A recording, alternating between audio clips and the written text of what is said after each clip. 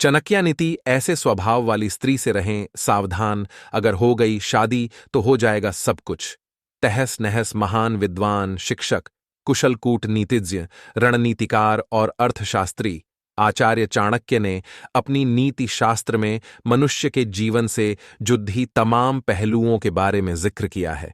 उन्होंने अपनी नीति शास्त्र के जरिए सफल दाम्पत्य जीवन के लिए तमाम सुझाव दिए हैं।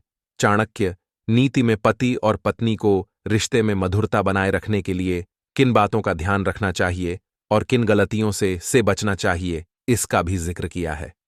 इसके अलावा उन्होंने व्यक्ति के स्वभाव और गुणों के बारे में विस्तार इस जिक्र किया है। साथ ही आचार्य चाणक्य ने अपनी नीति शास्त्र में महिलाओं के कुछ स्वभाव के बारे में बताया है। आचार्य चाणक्य के अनुसार ऐसी स्वभाव वाली स्त्रियों से व्यक्ति को सावधान रहना चाहिए, वरना जीवन में सब कुछ बर्बाद हो सकता है। आइए जानते हैं उन स्वभावों के बारे में। संस्कार।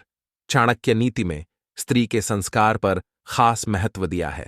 चाणक्य ने नीति शास्त्र में लिखा है कि अच्छे संस्कारों वाली स्त्री घर को स्वर्ग बना देती है। वो अपने पति और उसके पूरे परिवार का ख्याल रखती है। वहीं जिस स्त्री के संस्कार अच्छे नहीं होते, वो सब कुछ तहस नहस कर देती है। सुंदरता ही सब कुछ नहीं। आचार्य चाणक्य के अनुसार स्त्री की सुंदरता ही सब कुछ नहीं होती है। यदि कोई पुरुष किसी स्त्री की सुंदरता को देखकर उसे परखता है और उससे विवाह करता है, तो उससे बड़ा मूर्ख इस पूरी दुनिया में कोई भी नहीं है। इसलिए विवाह के लिए स्त्री की सुंदरता के बजाय उसके संस्कार, उसका स्वभाव, उसके लक्षण, उसके गुण और अवगुणों के बारे में जानना चाहिए। संस्कारी स्त्री।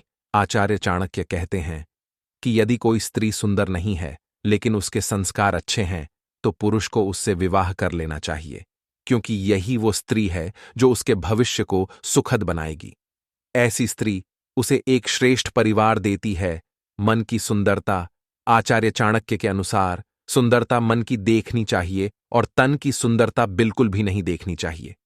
जो स्त्री मन से सुंदर नहीं है और न ही परिवार की अहमियत समझती हो, उसकी वजह से शादी ही नहीं बल्कि सभी रिश्ते नाते टूट जाते हैं। ऐसी स्त्रियां अधार्मिक होती हैं। वीडियो अच्छी लगे तो हमें सब्सक्राइब करें।